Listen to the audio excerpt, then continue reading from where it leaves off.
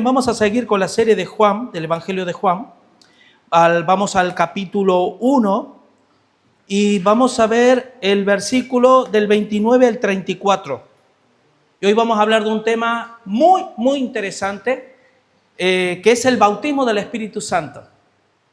Yo sé que los que son nuevos en el Señor, esto les suena un poco a extraño, pero los que llevamos muchos años en el Señor, indistintamente de la denominación que hayamos abrazado, sí que nos suena, ¿verdad? El bautismo del Espíritu Santo y bueno, es algo que vamos a verlo, vamos a tratar de desmenuzar y sacar las riquezas para aplicación a nuestras vidas. Vamos a leer el texto. Dice el versículo 29, del 29 al 34, dice: el siguiente día vio Juan a Jesús que venía a él y dijo: he aquí el Cordero de Dios que quita el pecado del mundo. Este es aquel de quien yo dije: después de mí viene un varón, el cual es antes de mí, porque era primero que yo. Y yo no le conocía, mas para que fuese manifestado Israel, por esto vine yo bautizando con agua. También dio Juan testimonio diciendo: vi al Espíritu que descendía del cielo como paloma y permaneció sobre él.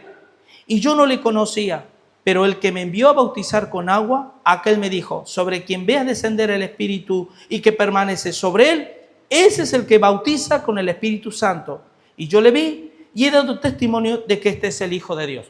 Si bien es cierto que hay varios detalles en estos textos que buenos de poder hablarlo, pero ya lo hemos comentado en predicaciones anteriores. Yo quiero enfatizarme y enfocarme sobre todo en el versículo 33, por la cuestión del bautismo del Espíritu Santo. Hermanos, esto es un tema muy trascendente. Para empezar, el tema del bautismo del Espíritu Santo nunca en la iglesia fue una doctrina distintiva. No fue una doctrina, un área de enseñanza por la cual la iglesia tenía que o enseñarla, o defenderla, o proclamarla, para nada. Esto comenzó exactamente en 1906. En 1906, en la ciudad de Los Ángeles, un tal pastor, Charles Parham, él vio que el tema del bautismo del Espíritu Santo era una experiencia posterior a la salvación del creyente. Y que esa experiencia posterior a la salvación venía ligada a una manifestación que es la evidencia inicial de este bautismo del Espíritu Santo, que eran las lenguas. Las famosas lenguas que hoy las iglesias evangélicas hacen rimbombantemente, se enseña y se habla. No quiero enfatizar, vamos a tocar un poquito varios temas, vamos a ver varias cosas de este tema. Pero fíjense lo importante que es cómo un desvío de la doctrina, sin que nadie ponga freno, puede llegar a llevar a la iglesia, al 80% de la iglesia, creer este error. El 80%, hermano. Miren, el mundo cristiano no católico, ni ortodoxo, o sea, el mundo cristiano protestante, evangélico, se calcula alrededor de 500 millones en todo el mundo. No son pocos, ¿no? 500 millones. Sin embargo, de los 500, 350, 380 millones de habitantes creen esta doctrina del bautismo del Espíritu Santo como una experiencia posterior a la salvación, muy necesaria que el cristiano tenga que experimentar si quiere vivir en el poder de Dios. Luego vamos a ver algunas cosas, hermanos, porque, miren, a decir verdad, este tema yo lo vengo estudiando, sí, honestamente le digo, más de 30 años. No todos los días, ¿vale? Pero llevo 30 años estudiando neumatología, el tema de las lenguas, el bautismo del Espíritu Santo, etcétera, etcétera, etcétera. Y lo cierto es, hermanos, que este es un tema que yo entiendo. Yo últimamente he podido comprender por qué muchas iglesias enseñan esta doctrina con el bautismo del Espíritu Santo como una experiencia posterior. Lo entiendo, es comprensible. ¿Es erróneo? Sí, pero comprensible. Comprensible porque los pastores nos encontramos, todos los pastores nos encontramos con la misma coyuntura, que es encontrar a un pueblo muy poco dispuesto, muy poco dado a la santidad, muy poco dado a la consagración y vivir una vida tan mediocre que, ¿qué hacemos para despertar al pueblo? Y hubo un tal Charparhan que entendió y se dio cuenta, dijo, aquí tengo yo la solución, que el por qué. Cuando en 1906 este hombre vio lo que vio, ¿cómo vivía? ¿Cómo estaba la iglesia evangélica? ¿Quieren que les diga una cosa? Peor que la que está ahora. Porque estaba a punto de desaparecer el mundo evangélico. El mundo cristiano nunca iba a desaparecer, pero recuerda la Edad Media el cristianismo brilló por su ausencia. Pues estaba a punto. Y de alguna forma dijeron, vamos a reavivar este fuego, el fuego, porque vamos a ver varias cosas. Porque es dice Juan, miren, en Mateo 3, del versículo del 5 en adelante, sobre todo creo que el 7, 9, aunque esta parte no es parte sinóptica, o sea, no es de la misma fuente, sí que en parte lo es. Lo que pasa es que Mateo lo explica mejor. Y dice, dice Juan, bautizo en agua, pero el que viene detrás de mí, él os bautizará en Espíritu Santo y fuego. Luego habla de el por qué, una serie de cosas, ¿no? Su aventador está en su mano. ¿Qué es el aventador? El aventador era cuando separaba el grano de la paja del trigo para cosechar, para poder coger el grano y poderla separar del resto. Y eso hace en alusión a un juicio y hace alusión al juicio permanente que existe en las iglesias, en el cristianismo y en el mundo espiritual, que es que aquel que no experimente el bautismo del Espíritu Santo, que aquel que no experimente la morada del Espíritu en su vida, será quemado en el fuego, junto con la paja que arde. Por eso no es ser cristiano el que abrace una religión. Eso es voluntad humana. Y aún más, hasta te diría más, eso lo puede ser cualquiera. Pero ser cristiano es por voluntad de Dios, porque no es renacido, no es nacido ni de carne, ni de varón, ni de voluntad, sino de Dios. Juan 1, 14 o 12 que está. Pero fíjense que en Mateo, en Mateo, pues acá hay textos que a veces no le suelo dar al pobre hermanito que tiene que ahí sufrir. Pero, miren, hermanos, voy a ir de menos a más, ¿vale? Hasta ir calentando, es como el agua cuando lo pones a calentar, dice, uy, pero si está el fuego, pero toco y está. Bueno, vamos a empezar, a modo de introducción vamos a ir calentando el tema. Este tema del bautismo del Espíritu Santo, como les decía el domingo pasado, la palabra bautismo, al no haberse traducido en español, porque en definitiva, cuando dice, a ver, la palabra bautizo en griego, ¿cómo decimos nosotros la palabra bautizo en griego? Pues bautismo. ¿Y qué es bautismo? Ahí viene la traducción. Es sumergir. Entonces, si entendemos que el bautismo en agua es cuando simbólicamente tú te sumerges en el agua, muere el viejo hombre, el que quiera ser mi discípulo, niéguese a sí mismo y resucita a la resurrección, que es la justificación por la fe, vuelve de vida, una novedad de vida. En el mundo espiritual ocurre eso justamente.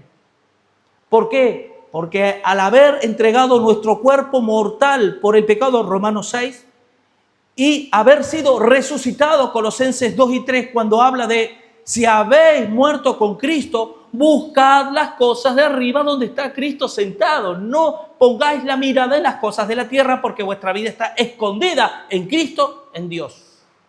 Por lo tanto, esa experiencia es fundamental, hermano. Miren, hoy todos los que nos autopercibimos cristianos somos alrededor de unos 1.700 millones en todo el mundo. No es poco.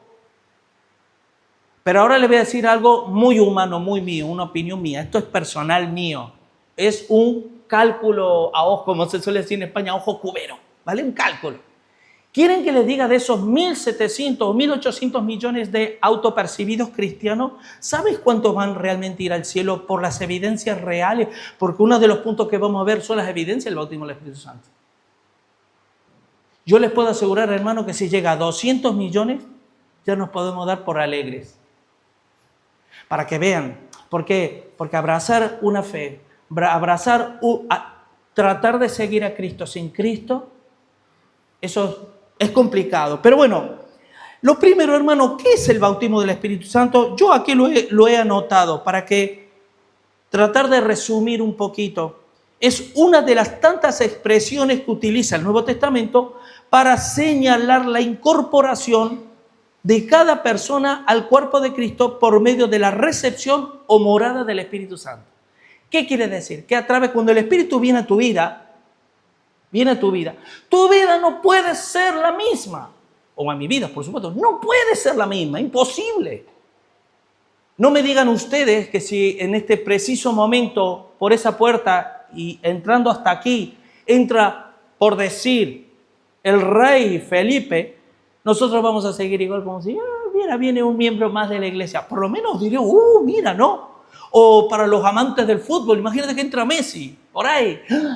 ¿Cómo estaríamos? Mira, entró Messi, qué raro, ¿no? Que haya venido. Pero ya te despierta, ya no eres igual. Ya no es igual. Ahora, imagínense la presencia de Dios. Morando, hermano, en mi vida, ya no puede ser.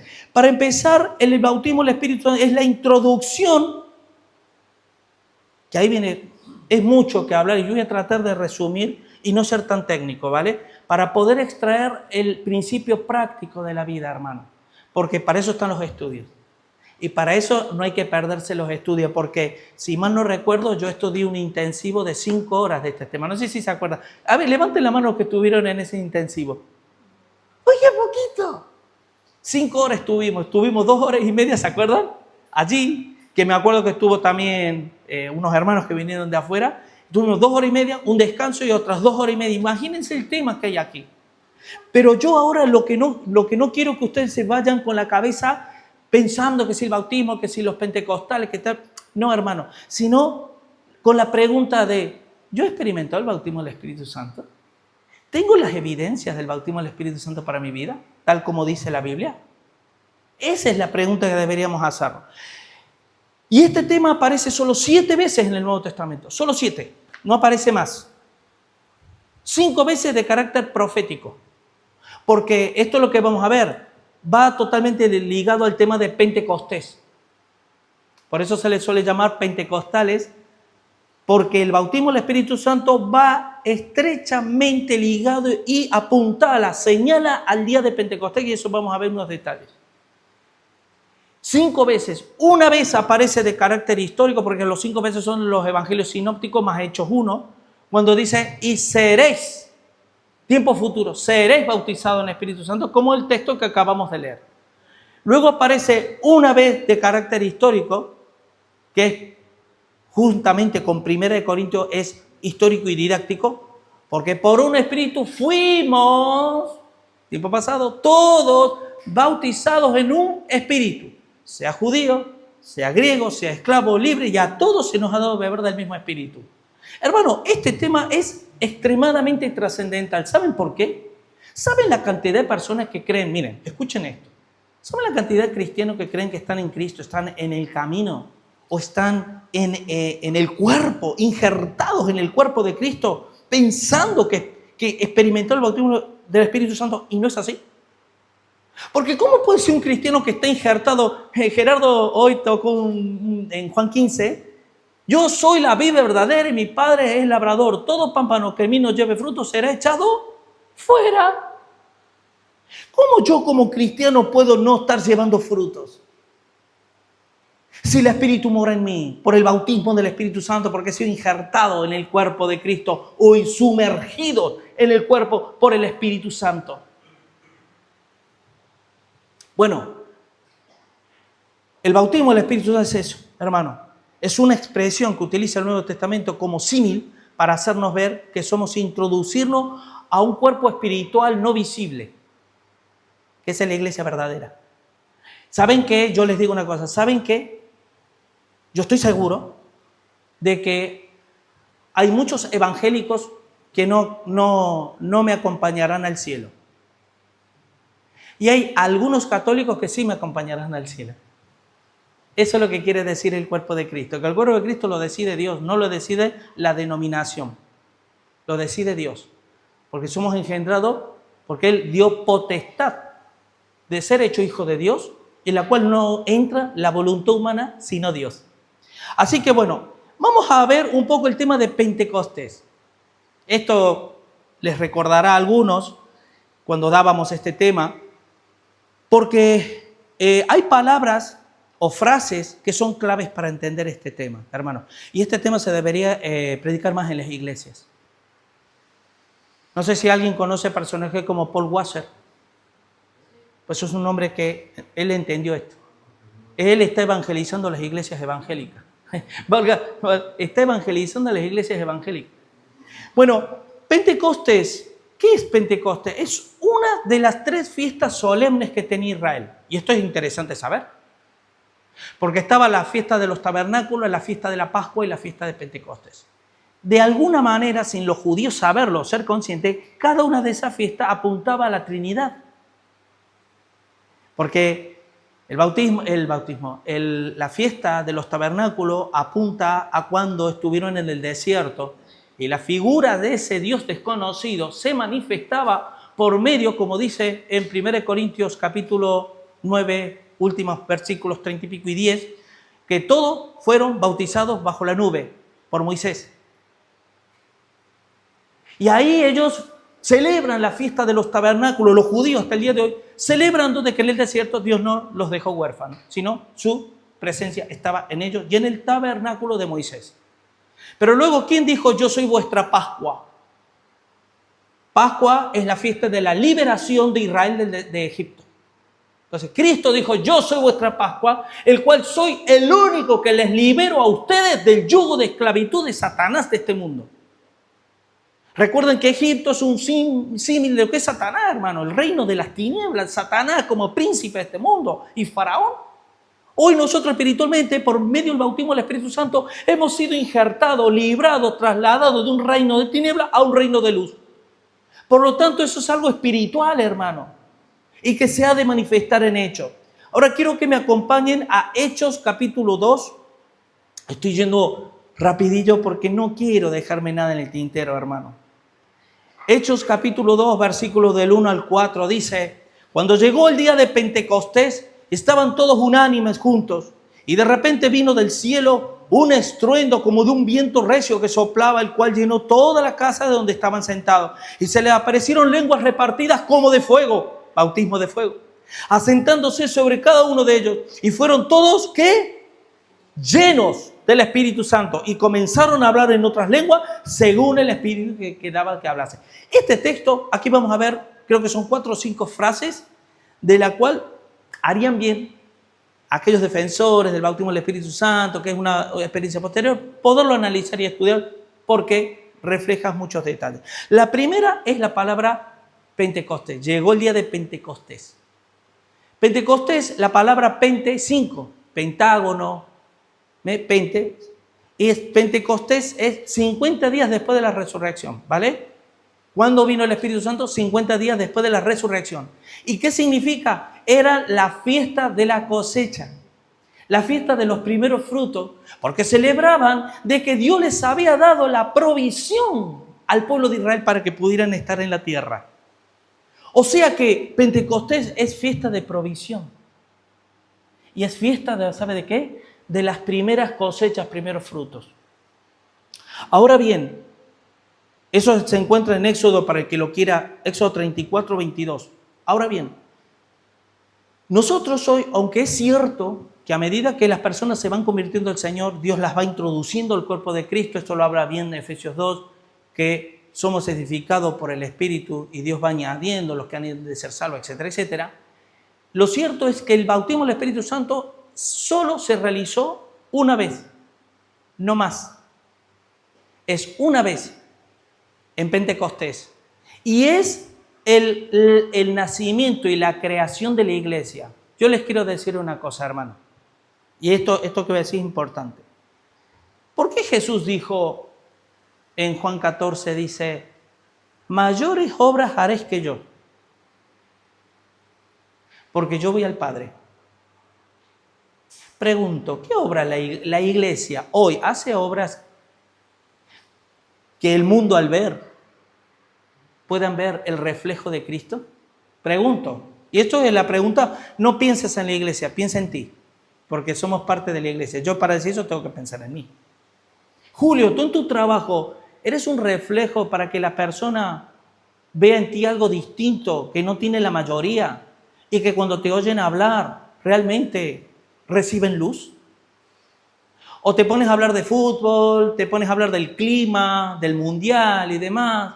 Jejeje por aquí, jejeje por allá, qué tal, qué cual, bien, no más. ¿Qué? Hermanos, cuando las cosechas, la primera cosecha de salvación que hubo en la tierra fue el día de Pentecostés. Y les voy a explicar una cosa. La pregunta es, en el Antiguo Testamento, ¿por qué la salvación era tan distinta al Nuevo?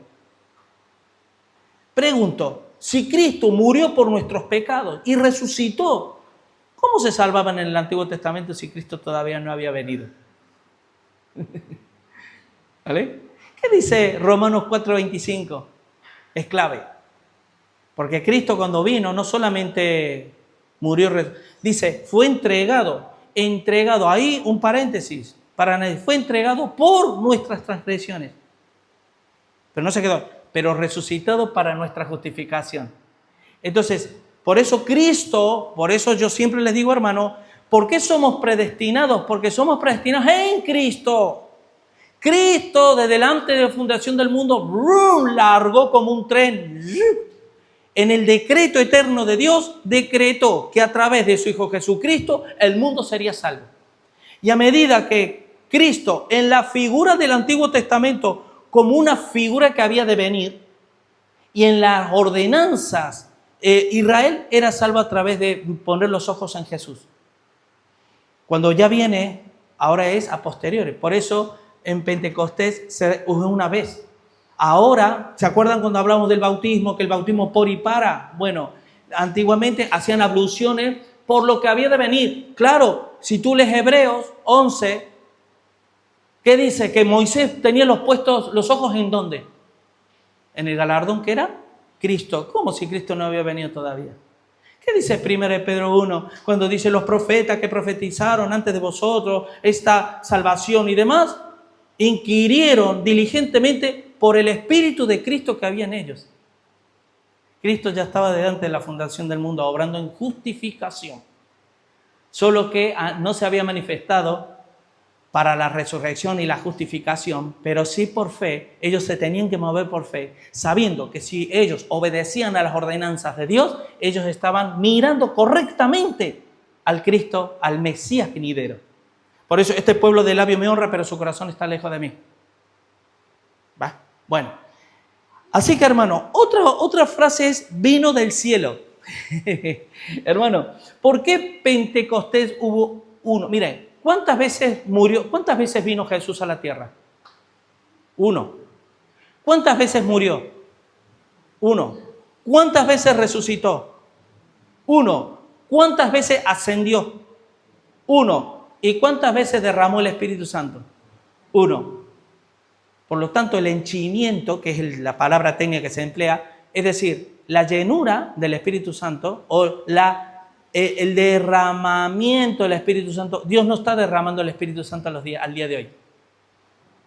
Dios ya derramó el Espíritu Santo una vez y para siempre. Y eso quiero que pongas 1 Corintios 12:13, porque esto apunta a la salvación. Luego, uno de los temas que vamos a hablar va a ser del modalismo pentecostal. Luego ya voy a explicar un poco esto y demás, porque no lo mencionaría si no fuera trascendente. Yo sé que a algunos les aburre, o yo digo, qué cosas, ¿no? Pero ¿quieren que les diga una cosa, hermanos? ¿Quieren que les diga una cosa? Yo, desde el día que yo me convertí, prestaba tanta atención a las cosas de Dios por el amor que le tenía a Él, que me fue guarneciendo espiritualmente del resto de mi vida. Hoy yo puedo decir que soy débil en Él, pero soy muy fuerte espiritualmente gracias a Él. Por medio de haber prestado atención y haber escuchado atentamente y haber procurado o intentado o esforzándome a vivir la palabra y no ser solamente oidor. Por eso si hay cositas que a lo mejor, que tal y cual, hermanos, es el medicamento. Cuando tú estás enfermo, levante la mano el que le gustan los medicamentos. Sobre todo esos jarabes así, color raro. ahí tenemos a uno, ya te voy a dar yo a uno de los que... Hermano, son horribles. Y más cuando uno está mal y más, está pasando y tienes que pasar por procesos y demás. La palabra es medicina a nuestra vida, hermanos. Y perdone que hago este conciso, pero yo siempre voy a procurar aplicar a los demás lo que yo me he aplicado a mí mismo toda la vida. No voy a ser distinto. Si yo toda la vida he tratado de ser, en cuanto a lo que se requiere, diligencia, no perezoso, sino ferviente, he procurado, con todos mis errores, yo voy a procurar que mi iglesia sea igual. Y perdón que sean tan cansinos. Porque entiendo de parte de Dios que es la forma, la única forma que tu vida va a salir del letargo espiritual. La única, no hay otra. Es tomar la medicina, llegar a un momento que si es necesario tengas que ser afligido en diversas pruebas. Va a haber días que no va a ser necesario, porque tu vida espiritual ya estará guarnecida y estará fortalecida en Dios. Y serás tú quien lleves a otro. Así que vino del cielo. Miren, Hechos 2:33, uno de los textos que dice, así que, exaltado por la diestra de Dios, o sea, Jesús, exaltado por la diestra de Dios, y habiendo recibido del Padre la promesa del Espíritu Santo, ha derramado esto que vosotros veis y oís. ¿Qué quiere decir? Aquí viene una confusión teológica dentro de la mente de los cristianos. ¿Sabes cuál es? Digo de las denominaciones. Porque eso lo vamos a ver en el modalismo, ¿vale? Pero porque no entienden bien la Trinidad. ¿Sabían que la mayoría de la iglesia trinitaria no entienden bien la Trinidad? Porque hay que profundizar bastante para entender. Es teología propia, eso es de lo más profundo que hay. Pero les digo una cosa, por ejemplo, Jesús en Juan 16:7 dijo, ahora, aquí me detengo. Pregunto, Jesús, en los tiempos de su carne, ¿era Dios? Pregunto, ¿sí o no? Amén. Bueno, en Juan 16:7 dice, es necesario que yo me vaya. Aquí está. Porque yo os digo la verdad, os conviene que yo me vaya, porque si no me fuera, el Consolador no vendrá a vosotros. Mas si me fuere, os lo enviaré. ¿Por qué? Pregunto, ¿qué le impedía a Jesús desde la carne de la tierra impartir el Espíritu Santo a la gente? Si Él era Dios, Él podía hacer todo, ¿o no? Porque la gente no entiende, hermano, que Dios no es el triteísmo, es el trinitarismo. Y ahora voy a explicar. El Jesús preencarnado y el Jesús resucitado, glorificado, es la misma operación, ahora lo vamos a ver, que el Espíritu Santo. Es lo mismo. La otra vez hablábamos acerca, hermano, ¿qué significa la palabra, el nombre Jesús? Significa Dios salva, salvación. Jehová salva. Y yo pregunto, si Jesús es Dios, cada vez que aparece el nombre de Jehová, ¿es Jesús? Sí. ¿Y el ángel de Jehová? En el Antiguo Testamento, esas teofanías, manifestaciones de la segunda persona de la Trinidad, manifestado como Dios en el Antiguo Testamento, aparece y resulta que, ¿se acuerdan cuando yo les decía, Juan el Bautista que dijo, es necesario que yo mengüe y que Él crezca? ¿A que sí? Porque el ministerio de Juan el Bautista simplemente preparaba el terreno del Mesías, nada más. Pero de la misma forma Jesús, es necesario que yo mengüe para que el Espíritu crezca. Es necesario que yo me vaya para que el Espíritu venga. Y ahora, ¿qué va a pasar en la segunda venida de Cristo? ¿Quién va a menguar, por decirlo de alguna manera? ¿O quién va a ceder el terreno a Jesús? El Espíritu Santo. Y otra cosa, el Espíritu Santo es la iglesia. Esto es, hermano, aquí viene la confusión. El bautismo del Espíritu, ¿qué significa? Que Dios te introduce en el Espíritu. Pero pastor, ¿cómo Dios me introduce en el Espíritu si yo tengo el Espíritu como morando en mí? A ver, si está morando en mí, ya no estoy yo dentro de Él, más bien está Él dentro de mí, ¿no? ¿Sí o no?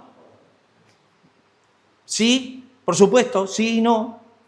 Porque esa intrusión, ese entrar, significa, por ejemplo, ¿qué es lo que detiene al anticristo? ¿Qué es lo que detiene al presente? 2 Tesalonicenses capítulo 2, versículos 7 al 10. ¿Qué es lo que detiene? La manifestación del anticristo, hay quien lo detiene. ¿Saben qué es? La iglesia. Ah, qué bien, es verdad, es la iglesia. Pero unos dicen, pero es que la iglesia somos la gente. ¿Sí o no? ¿Acaso nosotros no somos iglesia? Miren, el cuerpo de Cristo es invisible. Y tú y yo, si está el Espíritu como morando, quien forma la iglesia es el Espíritu Santo, no la gente.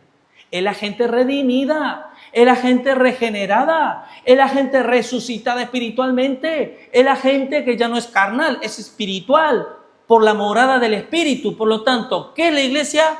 Es el cuerpo espiritual del vicario de Cristo. ¿Quién es el vicario de Cristo? El Espíritu Santo. ¿Quién detiene la manifestación del anticristo? El Espíritu Santo. Y ese Espíritu Santo utiliza la verdadera iglesia, no la institución religiosa, la verdadera iglesia. Por eso Jesús dijo, yo edificaré mi iglesia y las puertas del Hades no prevalecerán sobre ella.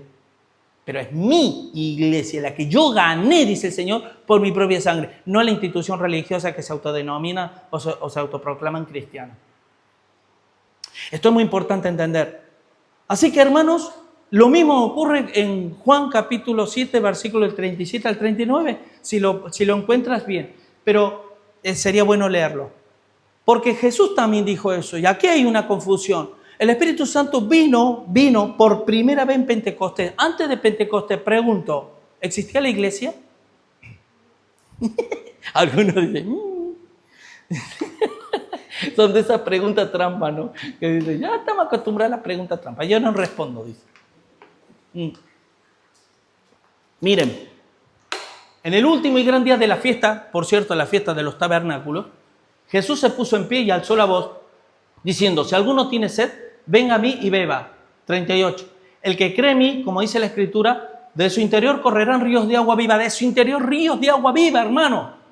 39. Esto dijo del Espíritu que habían de recibir los que creyesen en Él, pues aún no había venido el Espíritu Santo. ¿Cómo no había venido el Espíritu Santo si el Espíritu Santo es omnipresente?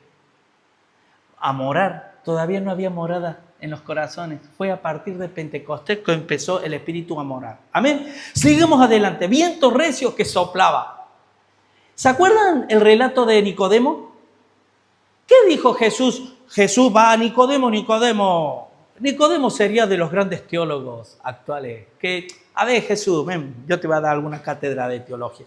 No, bueno, este hombre tenía temor, pero no miraba a Jesús como el Mesías, lo miraba como maestro. Porque él dice, tú, eres maestro porque con las obras que tú haces no las puedes hacer si Dios no está en él. Y Jesús, conociendo el corazón, que era muy religioso, le dijo, si no nacieres del agua y del Espíritu, no puedes entrar al reino de Dios. ¿Se dan cuenta cómo el bautismo en agua y el bautismo en Espíritu son siempre asociados? Están siempre ligados. Según el mundo pentecostal, los separan. Tú puedes haber sido bautizado por agua, puedes tener la morada del Espíritu, pero no tener la plenitud del Espíritu.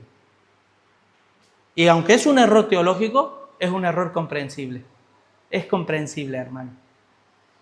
Pero bueno, ¿y qué le dijo?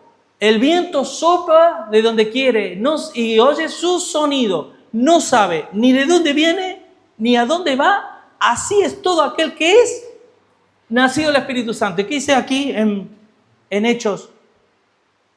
En Hechos, sí, quiero que lo pongas Hechos 2. Bueno, 1, del 1 al 4. Pero cuando dice, y de repente vino del cielo un estruendo como de un viento recio que soplaba. Aquí ya tenemos un dato. No sabe de dónde viene, de dónde va. Sí, nosotros sí sabemos de dónde viene, del cielo. Porque Jesús tuvo que ser glorificado y desde el cielo enviar el Espíritu Santo. Bueno, así que, viento recio que soplaba. Y aquí hay dos pasajes que lo voy a leer rápidamente. ¿Se acuerdan en Ezequiel 37, el valle de los huesos secos? ¿Qué pasó ahí? ¿Qué venía a representar el valle de los huesos secos? Es la condición del ser humano. ¿Saben cómo ve Dios al ser humano sin Dios, sin Cristo? Como huesos secos en el desierto. Y aún más, cuando tú lees, dice, y era seco en extremo. ¿Tú has visto alguna vez un hueso seco en extremo? Yo sí. Yo vengo de Zaragoza, ¿vale? Y cuando a la primera que te quieres ir al campo te vas a encontrar con cosas propias de un desierto. Y veías huesos seco. Bueno, le dice el Señor, profetiza los huesos y di, espíritu, ven de los cuatro vientos. ¿Vale? Y es un símil de lo que pasó en Génesis 2.7. ¿Qué pasó en Génesis 2.7? ¿Qué hizo Dios para darle vida al hombre cuando fue creado del polvo? El hálito, el ruaj de Dios, el hálito, el viento que sopló y le dio vida. Por lo tanto, el viento, neuma, de ahí viene la palabra espíritu, es neuma, que es aire, viento, de ahí viene neumático, neumonía, neumatología, que es viento. ¿Por qué? Porque hace referencia a que el espíritu es como el viento. Nadie lo puede tocar, nadie lo puede agarrar, nadie lo puede manipular.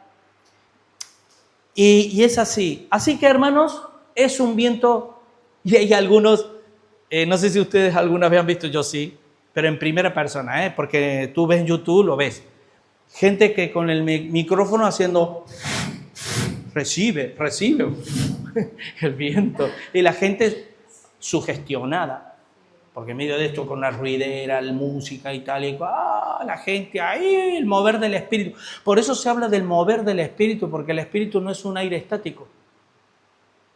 El viento es un movimiento del aire. Aquí en España dicen, ¿cuánto? ¿Cómo dice? Al viento le llaman aire. Me encanta. No, hermano, el aire es la atmósfera, el oxígeno en quietud, que es lo que necesitamos para respirar. Cuando se pone en movimiento, se les denomina viento. ¿Y por qué al espíritu viento? Porque está siempre moviéndose. ¿Y sabe qué me enseña a mí esto, hermano? Que yo debo ser movido por el viento del espíritu, no por otros vientos. ¿Qué dice en Efesios 4? Movido por todo viento de doctrina, por estratagemas de hombre que para engañar utilizan las artimañas del error. Son vientos que te seducen. Pero después que ves los frutos, dices, uy, ¿a dónde me he metido? ¿A ti no te ha pasado? Bueno, yo en la Patagonia, cuando hacía servicio militar, no exagero, hermano. Yo creo que hasta los pingüinos estaban ahí refugiados en las cuevas. El viento todos los días, 80 por hora, 100 por hora, que te tenías que caminar. Ibas caminando en una esquina, llegaba a la esquina, te agarraba el viento, te empujaba. Y eso era horrible la vida, ahí no crecía nada.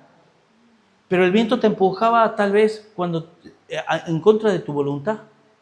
Eso es lo que hay que hacer con los vientos de doctrina, pero lo que no hay que hacer con el viento del espíritu es poner resistencia, sino extender las alas espirituales y dejar que el espíritu te lleve y te eleve. Amén. Y no estar ahí, como decía Pablo, yo no quiero tener mi propia justicia que es por la ley, yo quiero ser hallado en Cristo, su propia justicia, la de Él. Bueno, seguimos adelante. Aquí viene el tema de las lenguas como de fuego, ¿vale? Las lenguas, hermanos, esto simplemente voy a dar una pincelada porque esto es un tema más para estudio y demás.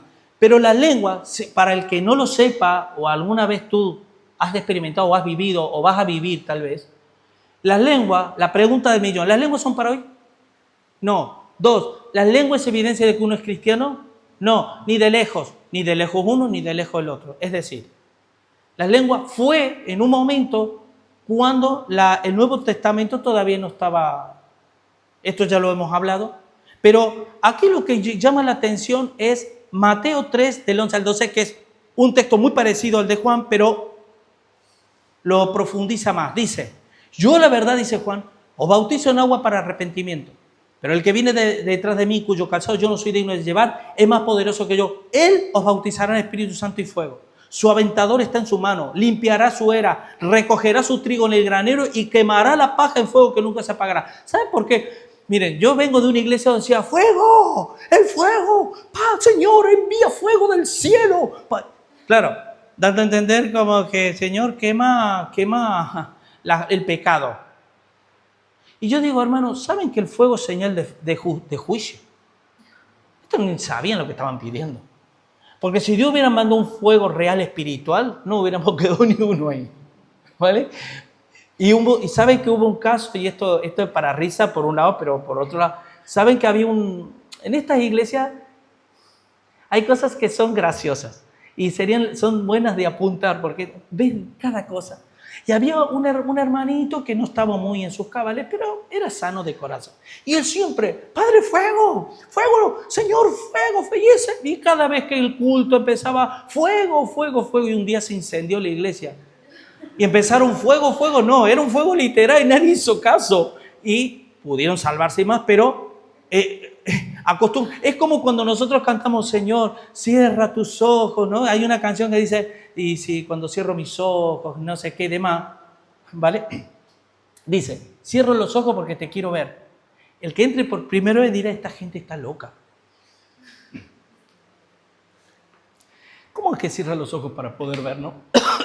Pero así somos de cosas, de incoherentes. Pero bueno, otro punto, fueron llenos del Espíritu Santo. La plenitud. Aquí, esto yo me quiero enfocar aquí, hermano. ¿Qué significa plenitud, pleno? Pregunto, cuando tú vas con el coche y te vas a hacer un viaje largo, ¿tú le echas 10 euros de gasolina al coche? ¿Qué sabemos hacer? ¿Qué hacemos? Llenar el tanque. ¿Por qué? ¿Por qué lo llenamos? ¿Qué pasa que cuando nosotros se canceló la caminata que íbamos a tener por amor a los hermanos, ¿vale? Pero ¿qué pasa cuando tú dices vamos a tener una caminata con 37, 38 grados de calor? ¿Tú serías capaz de llevarte una mochila con una bebida fresca? ¿Sí o no? Y digo, ¿qué le metes? ¿Un poquito de agua en la botella o la llenas? ¿Y por qué nosotros en el mundo espiritual no vivimos así? Llenos del Espíritu Santo, sabiendo la que nos viene. Te pregunto, ¿te tienes que enfrentar a problemas en la vida? Yo quiero que levante la mano las personas que tienen que enfrentar problemas en la vida, de cualquier forma. Todas. Fíjate qué curioso. Todas.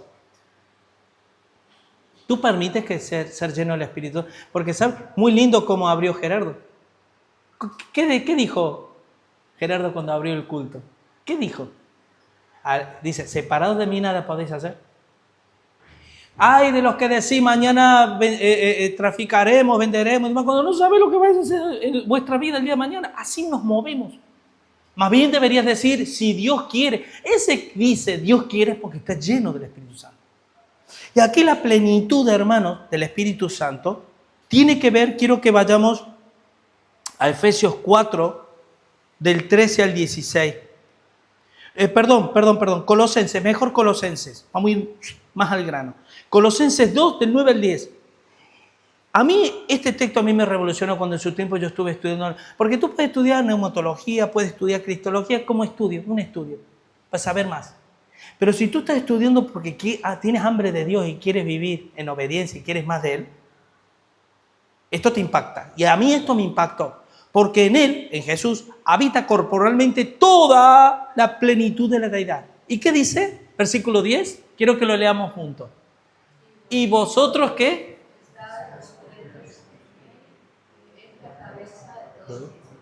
Y potestad.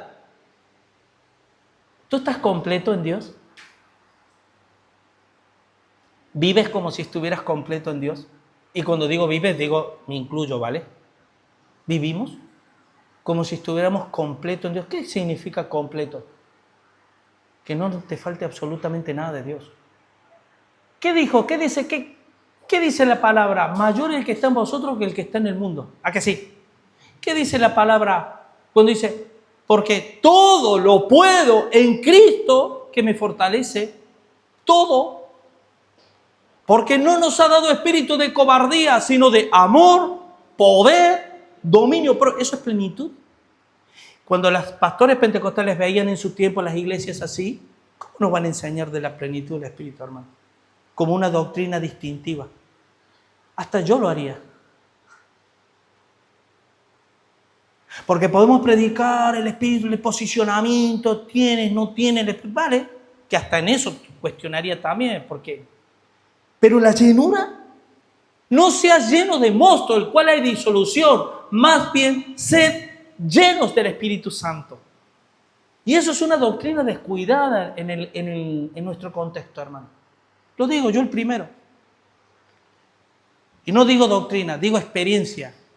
Porque hay que experimentar la plenitud del Espíritu, hermano. Y la plenitud del Espíritu no es que ahora empiezas a hablar en chino, y empieza a dar pataletas ahí. No, eso no, ¿vale? La plenitud, ¿sabes qué significa vivir lleno del Espíritu Santo? ¿Quieren que les diga qué es? Es vivir como un cristiano. Eso es ser lleno del Espíritu, vivir como un cristiano.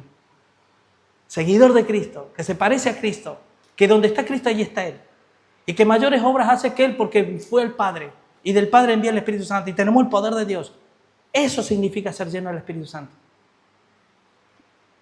Entender lo que es la santificación, ¿no? ¿Cuántas veces hemos escuchado nosotros 2 Corintios 5:17? Los que están en Cristo, nueva criatura son, las cosas viejas pasaron y aquí todas son hechas nuevas. Pregunto, ¿son todas hechas nuevas en la realidad, en tu vida? Ahora les voy a decir cuál es el problema que tenemos los cristianos. Y de eso se los he dicho muchas veces y se los voy a decir hasta vamos.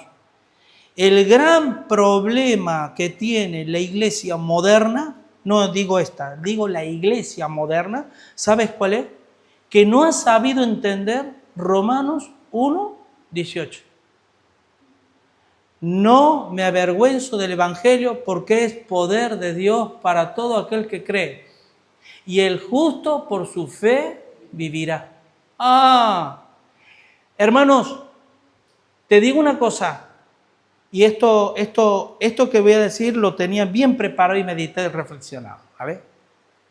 Recién levantamos las manos todos que estamos pasando por situaciones difíciles. Yo tengo a Sonia, pobrecita, que yo doy gracias a Dios por las oraciones, pero nunca había, yo os digo honestamente, nunca había orado tanto en mi vida y clamado tanto por algo específico.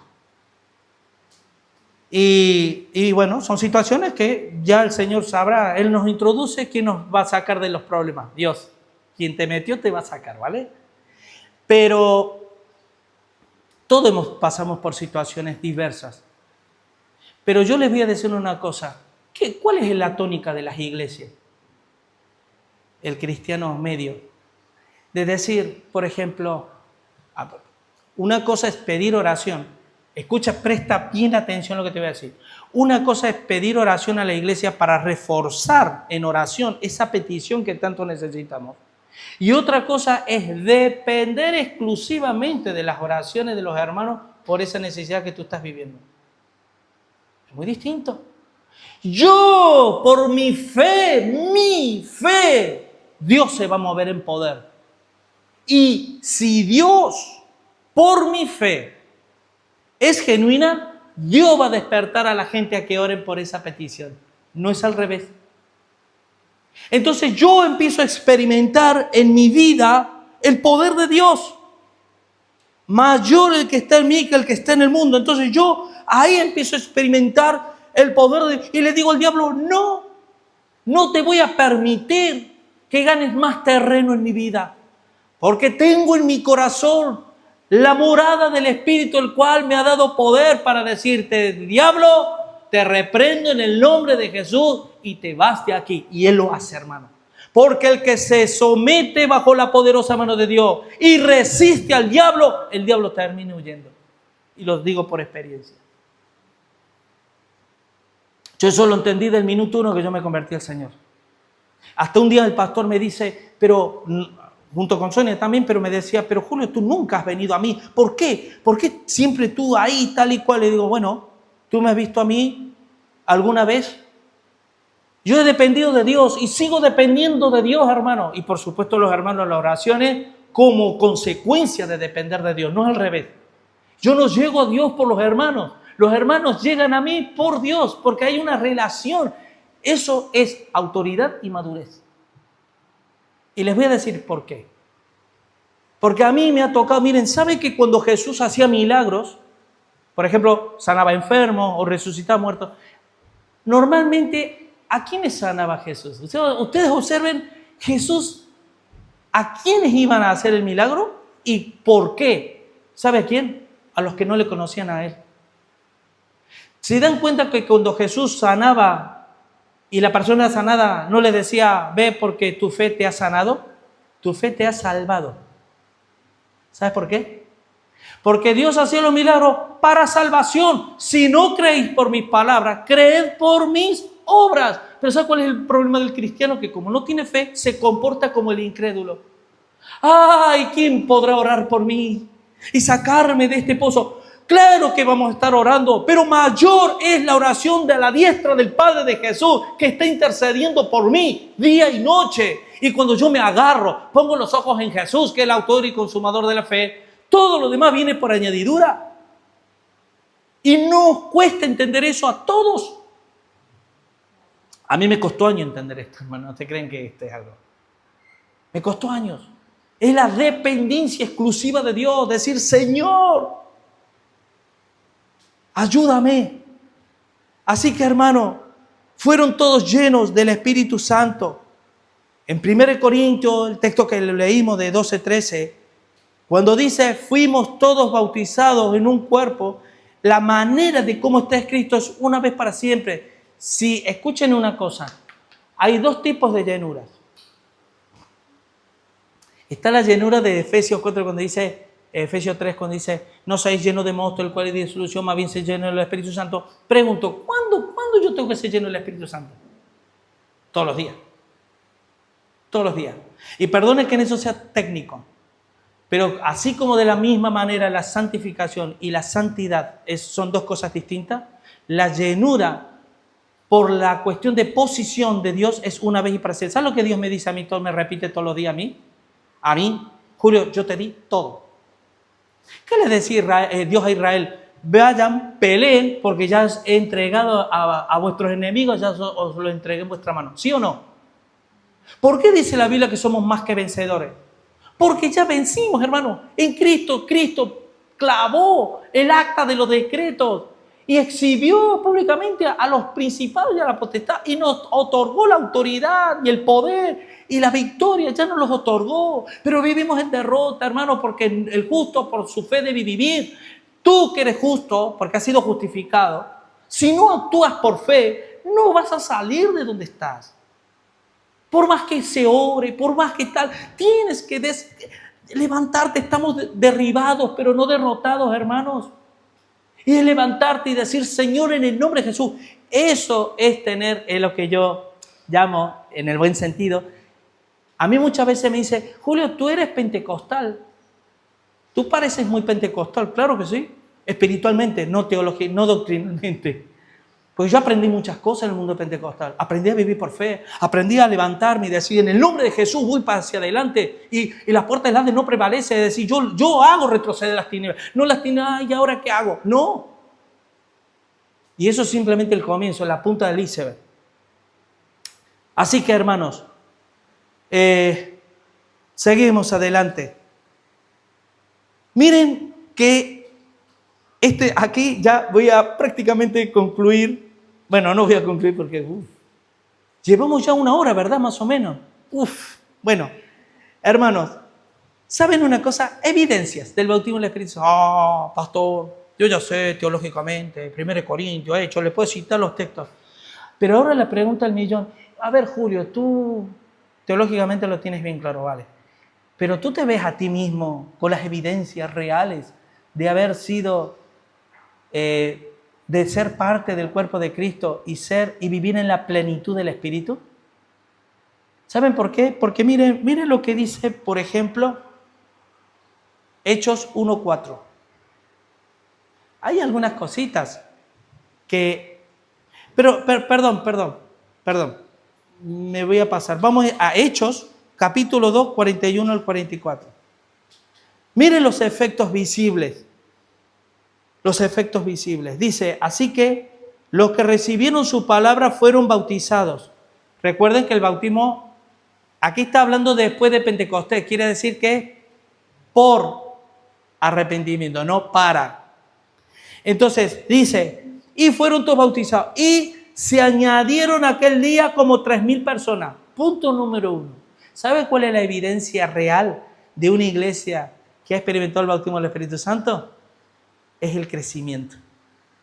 Es que tanto tu vida como la mía es un reflejo el mundo en que la gente viene.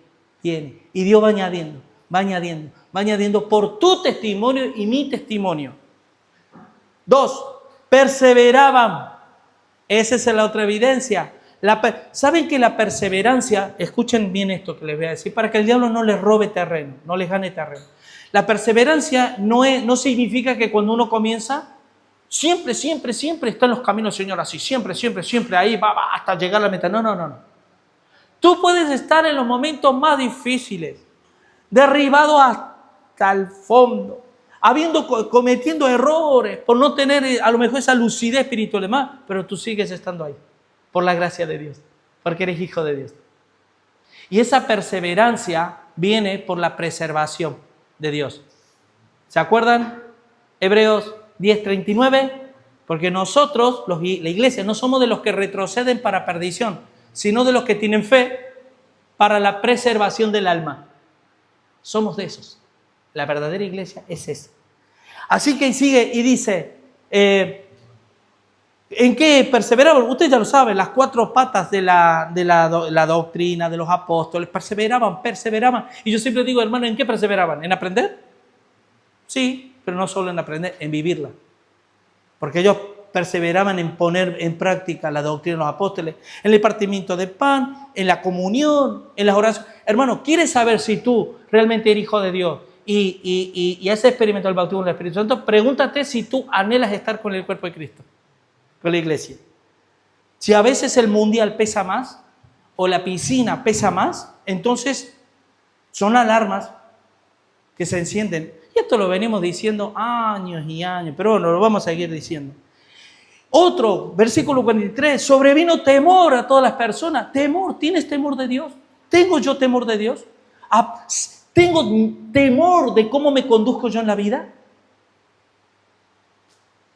¿Saben, hermanos, qué es lo que a mí siempre me ha pesado? Para bien, pero peso, no deja de ser un peso. Para bien, pero es un... Nunca, como cristiano, yo me he permitido tomarme licencia delante de la gente para que la gente pudiera hablar mal de Dios, no de mí. A mí me da igual, la gente habla mal de mí, me da igual. Pero que no hablen mal de Dios por culpa mía. Uf. Y tú sabes lo que es estar en circunstancias. Ponte las 1000 circunstancias que te puedan venir a la mente. Estar en un momento que a uno lo agarraría y le... No, mueres a ti mismo. ¿No? Porque si le dices las 4, le estás diciendo verdades, pero ¿sabes qué pasa? Que esa persona posiblemente diga, y este cristiano, mira cómo me ha tratado. No quería ni eso.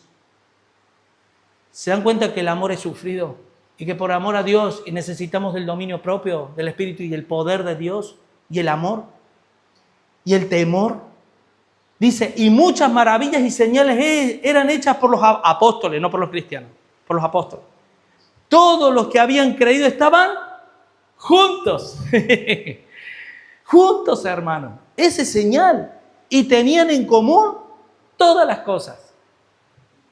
¿Vale? El tema del modalismo lo vamos a hablar el viernes, para no extenderme más. Es un tema impresionante porque tiene una carga teológica muy fuerte, pero lo vamos a hablar el viernes para que vuestra fe sea aún más parnecida, ¿vale? Yo he querido tratar el tema para dar ánimo, para que nos examinemos si estamos en la fe o no. Así que voy a repetir los puntos. 1, en estos puntos últimos que he hablado, se añadieron. O sea, ¿sabían ustedes que el crecimiento numérico de la iglesia es terapéutico? Es una terapia espiritual muy buena. ¿Qué pasa si nosotros, imaginen, miren, cuando nosotros nos separamos, justo el domingo siguiente vinieron, pero como 5, 6, 7 o 10 personas vinieron. Pero yo pregunto, imagínense de hace 8 años o 9 que llevamos, imagínense que fuéramos los mismos que cuando estábamos ahí en la casa de Ariel, los mismos. Después de casi 10 años, ¿qué pensaríamos? Habría 2 cosas. Primero, diríamos, ¿qué pasa aquí que Dios no? ¿Y sabe qué otra cosa pasaría? Y que aún más pasa en muchas iglesias que son de estas dogmáticas, que no dejan tú, si no vienes vestido así, te vas. En el Satanás. No, normal que no vengan. Nos empezamos a comer unos a otros. Empezamos a murmurar porque ya nos sentimos incómodos. Hermano, tú y yo, y escucha bien lo que te voy a decir. Tú y yo, sí o sí, ¿sabes que necesitamos discipular a otros? Voy a volver a preguntar para levantar la mano. ¿Quiénes llevan más de 5 años en el Evangelio? Más de 5 años. Tú llevas 45 por lo menos. 5 años. ¿Sabías que es la cantidad suficiente como para ya empezar uno a decir, bueno, a ver, Señor, dame almas o me muero? ¿Qué pasa? ¿Sabes por qué los hijos son tan terapéuticos para los padres? Porque los hijos te quitan el egoísmo. Porque si no vivirás solo para ti. Te quita el egoísmo. Los hijos te están ayudando, los hijos ayudan. Lo mismo ocurre en la iglesia, hermano. Si no tenemos a alguien con quien proyectar esto que tenemos, ¿sabe qué ocurre? Nos estancamos y empezamos a oler agua estancada y ya ya me empieza a molestar todo. Me molesta me molesta el otro. A mí no me digas esto y hey, ¿qué pasa? No estoy diciendo nada que no ocurra, ocurre. Y las iglesias terminan.